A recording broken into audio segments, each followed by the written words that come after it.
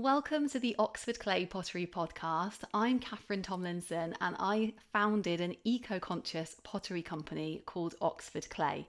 Now, I don't just make pottery, I make resources such as books and courses for other potters who want to be more eco-conscious in their pottery practice. And that's what this podcast is all about. It's about me sharing everything I've learned with you, and I can't wait to get started. Let's go.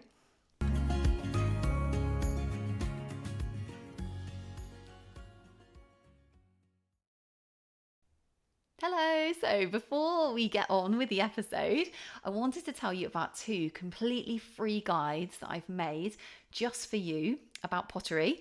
And the first guide is called How to Make a Pottery Glaze. So if you've ever been curious about how to make your own pottery glaze, this guide will show you exactly how to make your own glaze from start to finish. It tells you all the ingredients you need. It tells you step by step how to make the glaze, how to stay safe when glaze making, and it's got a stoneware glaze recipe in there.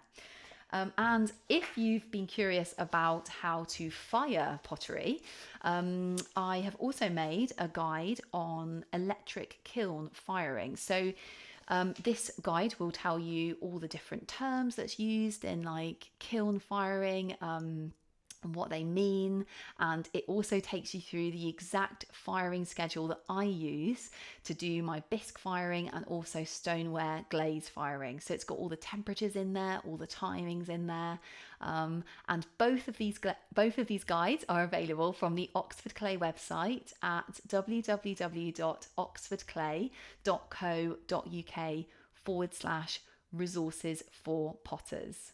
Okay, let's get on with the episode. Hello and welcome back to the Oxford Clay Pottery podcast. I'm Catherine Tomlinson and I'm really excited to be back here with you today. I'm going to be talking to you today about making your own plaster mould in pottery. So this might sound like really advanced like pottery stuff, but making your own plaster mould is so good because plaster moulds in pottery are fantastic for being able to basically reproduce the same shape over and over again. And then what you can do is you can use kind of like all your creativity, in the decoration or like the glazing part of it, but it enables you to get like a very similar shape over and over again. So, if you want to make like a set of something, a plaster mold would be great. If you want to make the same size bowl, every time or something, a plaster mold is fantastic. So you can use a plaster mould as a press mould, where basically you're pressing clay into it, you're leaving it to dry a little bit. The clay will, come away from the plaster because the water is sucked out. Or you can actually use a plaster mould for slip casting. And slip casting is essentially when you're pouring like a liquid clay into a plaster mould. It's exactly the same principle as a press mold. Basically, it's just that you're pouring the clay in, you're pouring the clay back out again, you're leaving it for a certain amount of time, you're pouring it back out again, and then again, that shape, the clay shape will shrink in the plaster mold as the plaster draws the water away, and then you can lift the item out. So if you think about like all kind of pretty much all commercial pottery, that you'd see in the supermarket, or say like a ceramic thing in the bathroom, like a sink or something, all of those things are actually slip cast. And so it enables basically pottery, the industrial process, to be like like shapes to be replicated very easily over and over again, and you get this like high quality shape. You're not having to, you're saving loads of time, you're not having to like hand build stuff every time. So it's a fantastic thing for potters to have access to your own mold. Okay, so I'm gonna basically just talk you through how I make my plaster molds, and then hopefully you'll be able to see that, like, it's something that is, available to you. You can definitely do it too. I basically learned from like books, and I also like watched a few kind of like YouTube videos, in terms of like how to actually cast, because that was the thing to get my head around, sort of like the shape aspect of it. That was the thing that I found like the most difficult to understand. So I'm gonna like just try and explain that to you now, basically.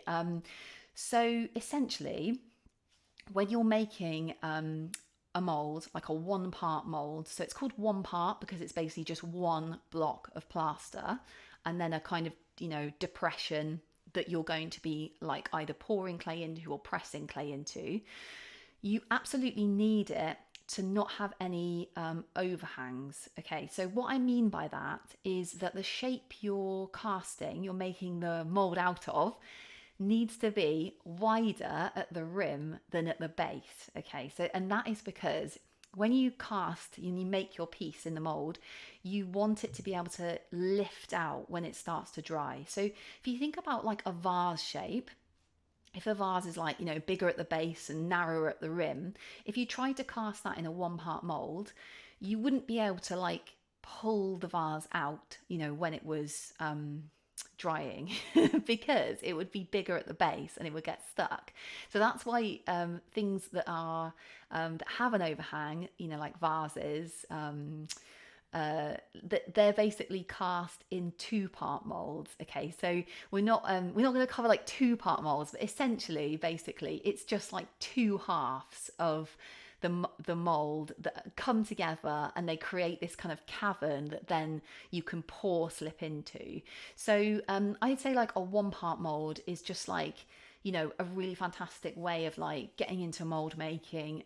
That's basically what I did. And, later on I tried to make one with a vase with kind of like varying success, but, a two-part mold. But you can actually buy, multi-part molds from like a commercial pottery supplier. So there'll be companies that actually make these molds, they kind of like, they can make, even like say for a vase, they'll make like a three-part mold where basically it's like two sides coming together, and then quite often it'll be a base, and they're like held together with like either like a mold strap, they're sometimes called, or can be like a very thick kind of piece of rubber band sort of thing, and they're all held together and they're cast into that. So so what I'm going to tell you about today is how I make my one-part molds, and they don't have any overhangs. I actually use an enamel pie dish, which is like a really fantastic shape to make a kind of like a soap dish kind of shape. So it makes this like beautiful kind of oval, sort of shallow oval dish. And then what I do is after I've slip cast that, I then like add decoration onto it. So like I have like sprig molds again that I then I add like dragonflies, and a sprig mold is just like a little tiny mold where you can like make a decoration by pushing a bit of clay into it. So I use those molds to then create like beautiful shapes like with like butterflies and dragonflies that then I put onto my my dish shape, which I cast in this plaster mold. Okay, so step one. Okay, so the step one is that you need to find some kind of shape that you want to cast. Okay, so like I was just saying to you, it's got to be bigger at the top, smaller at the bottom, and have no kind of like, I guess, like sticky out bits that are going to get caught when you are going to lift the shape out. So if you always think of like, just think to yourself, would I be able to lift this shape out? Would there be any overhangs that would stop this shape getting just lifted out, of this one part mold? So that's the first thing to say. The shape is a really key thing. And then the second thing is that the material that you're casting is also a really key thing. So it's got to be shiny and non-porous. So you can cast slightly porous things like ceramics, but I have found that sometimes, you then have problems separating the plaster from the thing you're casting. So the shinier it is, the better, really. And like ideally you want something which is like quite solid, because it's going to be under quite a lot of pressure when that plaster is quite heavy, it's going to be like poured onto it. So, you know, if you think about if you're going to cast something that's like plastic, you want quite like a heavy duty plastic. And you also want it to be like safe. So you don't, I mean, you can cast glass because it's shiny, but again, you know, you might have this issue when you're trying to separate the mold from the thing you're casting. You just want to be like as safe as possible. So I found metal things actually the very, very best thing to cast. So like I was saying to you, I cast like an enamel pie dish. So metal enamel things, or like something that's stainless steel, those things are so good to cast because also the metal can be like ever so slightly flexible, which will also help separate the mold from the thing you've cast at the end. Okay, so that's the thing to say. So it's like the shape, the thing it's made of, and then the next thing is that you need is some kind of container in which to cast. So this is my absolute top tip for making a mold. I would say that like, although some potters build their own kind of spaces to cast in, so you basically need a space to like contain the plaster. So although you can build that yourself with like a kind of frame, and you can put kind of stick clay around it and stuff to kind of like stop the plaster from leaking out.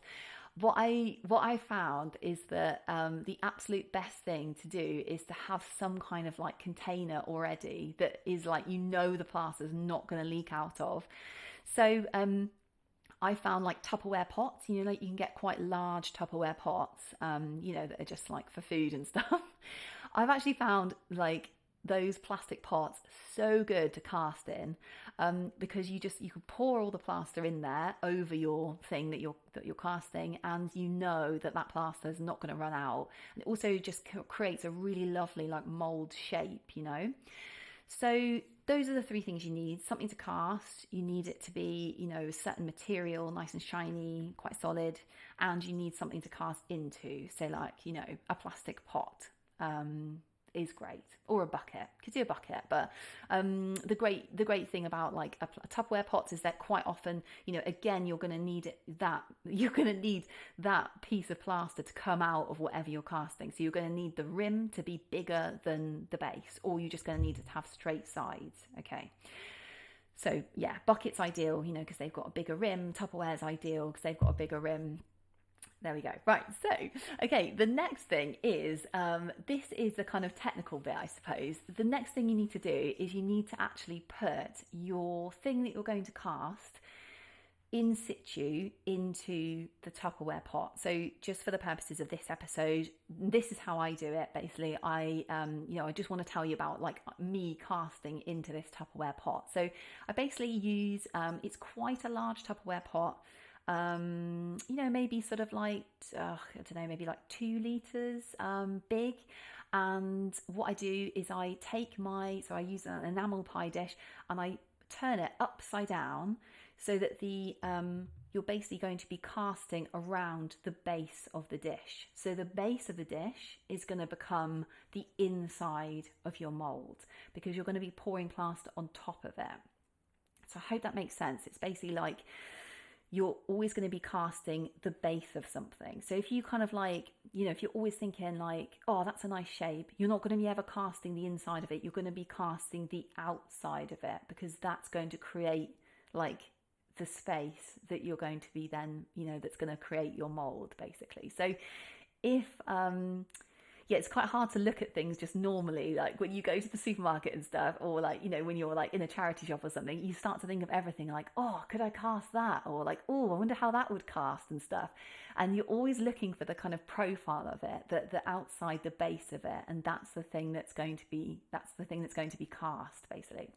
Okay, so you've got your Tupperware pot, you've got your enamel pie dish or bowl or something, and then you're going to put the dish, you're going to put it upside down into the Tupperware pot, okay? And then what I do then is I seal all around the rim, because you don't want any plaster going up like inside the pot or the dish, whatever you're casting. You want it to be totally sealed, because that would kind of compromise like the integrity of the mold that you're making, you know, if plaster starts like running underneath and stuff. So you want to create a really, really tight seal all around the rim of the thing that you're casting. Okay, so if you imagine this pie dish upside down into like a Tupperware box, basically, with clay all around the side. You can also push clay sort of like all in, you know, in the rest of the base. So you do the clay all around the dish, and then, like, you know, all in the rest of the base, and do a layer of clay. And that's going to form like a very tight seal for the plaster when you pour it in. Okay, so the next step is to put some kind of like lubrication agent between. You want to try and put that onto, what you're trying to do is make a kind of you want it to be as easy as possible to separate the plaster from whatever you're casting, because even if you're casting something that's very shiny and not porous, it still can be really hard to separate the plaster and the thing you're casting, because it's a sort of, you know, airtight seal is made and stuff. So any help that you can give yourself, you know, any sort of like, you know, extra lubrication is a really good idea. So things I found that work really well for this. I've heard some potters use WD-40. I read that in a book, or you could maybe use, you know, some kind of synthetic like lubricant, like maybe like bike oil or something. But I actually just use cooking oil. So I use like I've found that sesame oil is it's a really light kind of oil. It's fantastic, and it's like, I basically just pour a little bit on a piece of kitchen roll, and then I just wipe it over the surface of the like the enamel pie dish, like the upside down enamel pie dish, and that just creates you don't want too much of this, because it might you know, get in the way of the plaster and make a non-smooth surface. But that just creates a really good surface that the plaster is just like hopefully not going to stick to. Don't want that plaster sticking to the thing you're casting. It's such a nightmare. So yeah, so hopefully that'll be enough to kind of stop that from happening. And some potters actually use a thing called mold maker's size, which is kind of like it's like a soap type agent. And if you're ever casting something that is porous, because some potters actually make casts out of plaster, which is amazing. So plaster is extremely porous, and so they need to use loads and loads of layers of mold maker's size. Basically soaks into whatever it you know, the porous surface, and creates a kind of like kind of, you know, soap basically on the outside. But if you're casting something that is non-porous, you don't really need mold maker's size. You just need some kind of lubricant.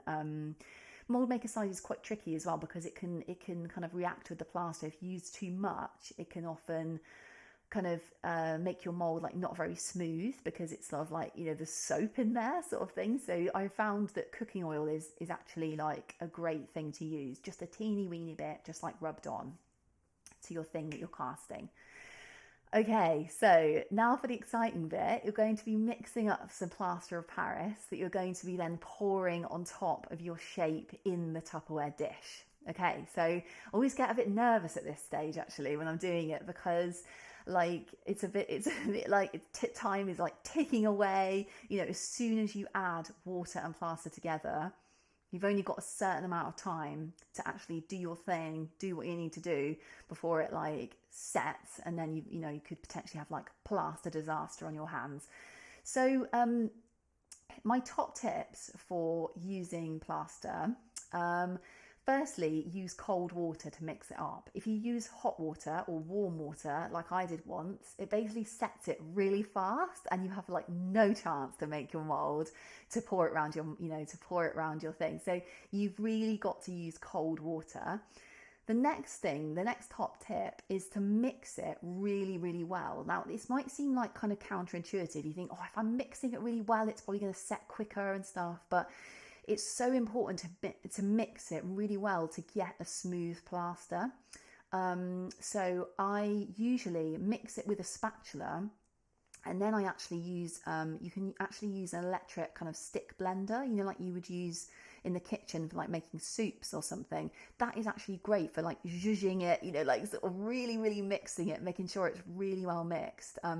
It's quite thick, but it does work. And then what I normally do is like just sort of stir it with my hand to make sure there's no lumps at all left, kind of like on the bottom and stuff of the bucket that I'm mixing it in. Okay, so those are the plaster tips. And actually, it's really important to tell you that when you're mixing plaster for mold making, you really need a very hard plaster. So the way you get a really hard plaster is by making sure that the ratio of plaster of Paris to water is like very high. So you want lots of plaster of Paris to water. And by making sure that you've got that ratio, it's going to make the plaster as hard as possible. So generally speaking, the more water you add to plaster, the kind of less hard it is, you know. So I, for example, use a ratio of about 2 parts plaster to 1 part water, with a little bit more water thrown in there, because I found that 2 to 1, 2 parts plaster to 1 part water is actually just like not quite enough to make actually like a pourable plaster. It's actually like not quite enough water, but it makes a very, very hard plaster, and that's like perfect for making your mold. It'd be very like, you know, very durable mold. It'd be brilliant. So okay, so what you want to do is measure out your water and plaster, and then you want to have like a large bucket of water on standby for kind of like quickly washing all the things in. You know, when you're mixing the plaster, you might need to take a bit of that water to add to the general mixture of plaster if it's like not quite pourable enough. So that's my very top tip, like to have a kind of like a bucket of water on standby, you know, because you'll need to like wash everything quite fast. And you absolutely do not want to be putting plaster down the sink, because it will set in your sink pipes and yeah, cause you like loads of annoying problems. So you just like, if you have any plaster left over from casting, just pour it out on like a piece of newspaper or a piece of cardboard and just let it set there, and then you can like discard it afterwards. And you can also wipe out any buckets with newspaper as well. So that's a really good way of like kind of getting rid of the majority of plaster like in a bucket. Wipe it out with, you know, screwed up newspaper, just wipe it out, and then you can like put it in the sort of rubbish rather than putting it down the sink. But having like a bucket of water on standby is great, because then you can, you know, you can rinse any tools like spatula and stuff like that. You know, your hands, you know, maybe your stick blender before the plaster sets. So you want to be doing that, yeah, before the plaster sets, and you can then just like, you know, chuck out the water with the kind of set plaster in, you know, preferably like don't put that down the sink, just kind of maybe like chuck it on the garden or something. You don't want, like if plaster's set, then, you know, that's fine. You can probably just scoop it out with your hand and put it in the bin, but you don't really want to be putting you can put the top water down the sink, but don't put any plaster down the sink. Okay, so you've got your plaster, you've weighed it out, you've got your water, you've got sort of like twice as much plaster to water. And what you want to do is put your water into the bucket that you're going to be making your plaster mix up in. And then you want to sprinkle the plaster on top, okay? And that's a really good way of getting like less lumps in your plaster. So you just sprinkle it on top, don't breathe it in. You know, if possible, use an FFP3 face mask. Use like goggles. You don't want to be getting plaster in your lungs, in your eyes, you know, because it will create a kind of dust when it goes into the bucket, and you just want to avoid that really. So, but you're sprinkling the plaster into the water, and it kind of like all kind of like soaks down. You leave it for a few minutes, maybe like say like 5 minutes or something, just to kind of all soak in there, and then you can start stirring it all together, and then the time is ticking away, and then you've got to like quickly get it into your Tupperware dish. Okay, so the next stage is to pour it all into your mold, you know, so it goes all around the item that you're casting, it goes all like, you know, into the Tupperware dish, and then once it's all like, you know, filled up, you've got like lots of plaster in there, the dish is completely covered with another kind of maybe like 3 maybe inches, you know, sort of like maybe even 10 centimeters, you know, above the thing you're casting with plaster. So you want it like all the plaster all around the dish, because that's, you know, you need quite a lot of plaster around the thing you're casting to be able to make an adequate mold to soak in enough water when you actually come to like cast your thing. You know, you need to have quite a big mold, if you think about like a kind of small space in the middle that you're going to be like casting your shape in, sort of thing. So yeah, because you need quite a lot of plaster to soak in the water basically when you're actually making your thing. So okay, so when you've poured all the plaster in, you want to just like knock your kind of do a few knocks on the floor, or sort of pick up your Tupperware dish and kind of bang it on the ground or on the table, because you want to kind of try and get rid of any air bubbles in that dish. You don't want any air bubbles around the thing you're casting, because although it's not like an absolute huge disaster, you can fill in air bubbles later with a little bit of like plaster that you mix up, sort of, and just pushing it into the air bubbles. You really don't want to have air bubbles that that you're having to like fill in. It's something, if you can try and just get rid of those air bubbles at this stage, it's really brilliant, and it means that you'll have a lovely smooth shape when it comes to separating them. Okay, so the next stage is just to like clean up like as quickly as you can before all the plaster sets like in the bucket and stuff. So like a race against time to get everything clean before you have like set plaster in a bucket that you can't like get rid of. So let's just pretend, fast forward, that we've done all that and it's all like lush and clean and brilliant, and now we've got our like mold that is like gradually setting. So like at this stage, I would say it's probably a great idea just have like a little break, like make yourself like a cup of tea or something. That's what I usually do. Just have like, the plaster disaster's been averted. We've got everything clean. It's all good. We haven't poured plaster down the sink. It's brilliant. And all the thing you're casting is just setting away just there. So in terms of like, so you're drinking your tea, having a nice break, and you just want to be checking on the thing, your block of plaster. You just want to be checking on it, because there's an optimum time to turn it out of the Tupperware dish and to try and separate the thing you've cast from your mould. So I found this out basically through like lots of kind of trial and error. And so there's like different stages to plaster hardening. Okay, so the first stage is that it's like, it feels quite hard, but actually it's still quite soft plaster. So this is the stage when it feels like it's set, but actually it hasn't started. It's like the reaction that it goes through when it starts to get hot. So when it starts to get hot, that is the optimum stage I've found to actually try and separate the thing you've cast from your block of plaster. So any time before that, and the mold is going to be probably too soft, and you might end up like accidentally breaking it. So just don't touch it for a few minutes. It won't take very long to start getting hot. But what I found as well is that when I've left so there was one time when I tried to cast a mold, and I actually left it for like, I think like a couple of days, and I came back to it and it was actually really difficult to separate the mould from the thing I'd cast. So I think what I found is that time when it's starting to get hot is actually the absolute optimum time to separate the two things. And that's because quite often the heat reaction can kind of help to separate the thing you've cast from the block of plaster. So what I do is I take a tea towel and I just like put that on the floor or the table, and then I take the Tupperware pot of plaster that's heating up, and I turn it upside down and I like knock it to get it out of its Tupperware pot. So like it sometimes can take like a few sort of like knocking quite hard like on the floor or the table, and that's why I put the tea towel down, because I don't want to be damaging the mould at that stage. But generally it does come out of the plastic Tupperware pot, and that's all good. You can kind of like just put that to the side and clean it later.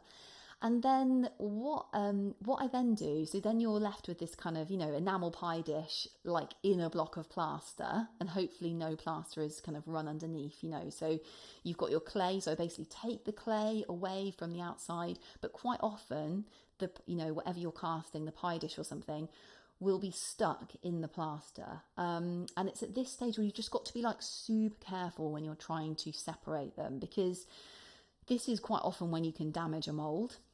So my top tips for this are basically just go really gently as possible. Do it when the plaster is like getting hot, because that can often help. Use some kind of like wooden tool, like a blunt wooden tool can often help as well. And sometimes if you've cast something which is like a tiny bit flexible, like, you know, a metal or like maybe a plastic thing, don't try this with glass. You can just kind of knock it ever so slightly with like maybe, you know, something blunt, maybe like a rolling pin or something, just very gently kind of knock it, and that can sometimes break the kind of airlock, and then it means that, you know, the dish can come out of the mold. So, you know, it can be really frustrating if they're, you know, kind of completely joined together. But if you're using something that's not porous, generally it'll be because there's like an airlock there that you just have to break. And then this is like the moment of truth, because when the shape comes out of the mold, then you can see if there's any air bubbles, you can see if the surface is smooth, because this is going to be the surface that you're going to be casting into, or you're going to be like, you know, press molding in, you know, you're going to be pressing clay into. So you want it to be a nice smooth surface. You don't want any air bubbles there. You know, you don't want the plaster to be grainy. So, you know, hopefully by mixing the plaster really well and by, you know, knocking it on the surface, you know, when you've poured the plaster in, you're knocking those air bubbles to the surface. Yeah, like hopefully you won't, you know, you'll have like a lovely smooth like surface, and your mold will be like ready. Okay, so the very final stages are there's just two stages left. The first one, which is really good to do at this stage before the plaster is completely hardened, is just to kind of like shave off any sharp edges from the sort of sides of the mold that aren't the thing that you've cast, if that makes sense. So you want to kind of like leave that area alone. You don't want to be sort of, you know, doing anything to that. But actually, saying that, I have seen in books and stuff, some potters can kind of, you know, they've like used this stage where the plaster's a little bit soft to kind of like scratch things into it. So, you know, the world's your oyster in terms of like you know, the creative things available to you at this point. You could scratch like a design into your plaster mold. Yeah, I saw this in this book once. It was like really beautiful. They had got some like pieces of plaster, like flat plaster, and then they'd etched a beautiful design in, and then they kind of used that to like roll clay over, and it was really beautiful. But generally speaking, I just use like a smooth mold, and yeah, and I just like use that to cast and stuff. But you don't want any sharp edges like of the other sides, if you know what I mean. So like the outside of it, you don't want any kind of like, because you don't want any like sharp bits of plaster, and you don't want any bits of plaster like breaking off, because quite often, you know, when you've poured it, there'll be kind of sharp bits that, you know, that kind of go up the sides of the Tupperware dish and stuff. So what you can do here is you can either use a like a kind of like sometimes DIY stores actually will have these kind of metal sanders that you can use, and you just kind of like can scrape it with one of those. They work really well with plaster. Or yeah, it's like a kind of grate thing that goes into like a plastic tool that then you can just, you know, use to kind of like it's kind of sand, but like kind of scrape around the side. Or you can actually just use a knife, or even like a spoon, like a teaspoon or something, you know, to scrape the edges, just to make the edges like nice and smooth. The other edges of the mold. Okay, so that's the second final that's the second final step, and then the very final step is to let your mold dry before you use it. Okay, so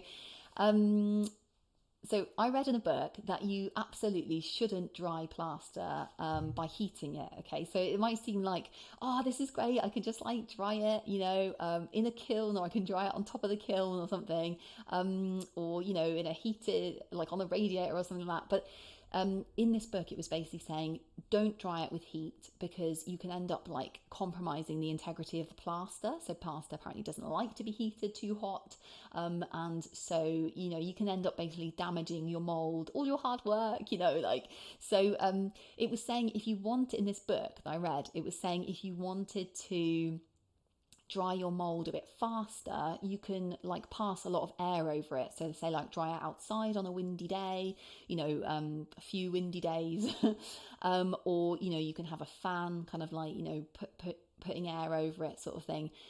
But it's like important just to let you know that like they will take a long time to dry. So before you cast into your mold, you need to let it dry. It needs to be like bone dry basically before you use it, because otherwise it's not going to be absorbing the water enough, and that clay is not going to come out basically. So although it's like a bit annoying, you have to think ahead like quite a long time, so like even like 3 or 4 weeks sometimes it can take to dry out a mold.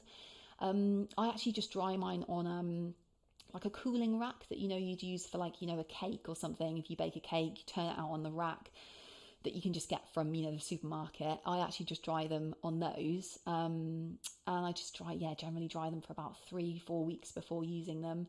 And another thing to say is that, because the cake rack will sort of let the air sort of like, circulate all around them and dry them. Another thing to say is that when you come to use your mold, before you start kind of using it properly, generally the advice is to make something in it that you then just like discard, because there is a chance that like some little bits of plaster will come off in that first one.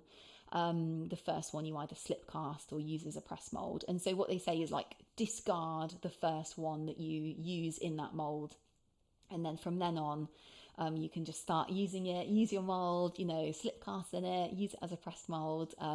It's just that like you don't want any bits of plaster in your clay at all. So just be like super careful when you're making molds, like not to get any plaster like in the clay at all. So that's the idea of discarding that like first one, is like if there's any bits of plaster that might have come off, they'll like have gone with that one, then you can just like chuck that first one away basically. That's the advice.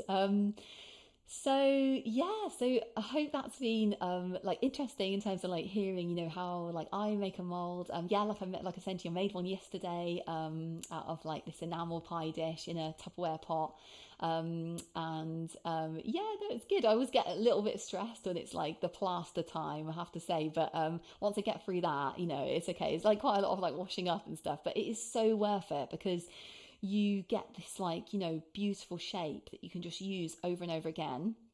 And it means, you can have consistency. Like I was saying to you, you can make sets of things, you can really let your creativity like go wild with like the decoration. And it's such a fantastic, thing to have, enable you to keep it for, they say you can use Plaster Moulds, 100 times or something. And I've used ones that I've got plaster molds that I've used over 100 times. So you can keep them for a really long time, and they're brilliant. So thank you so much for joining me for this episode. I've loved telling you about making a plaster mold, and I can't wait to see you on the next episode. Until then, happy potting, and I'll see you then. Bye.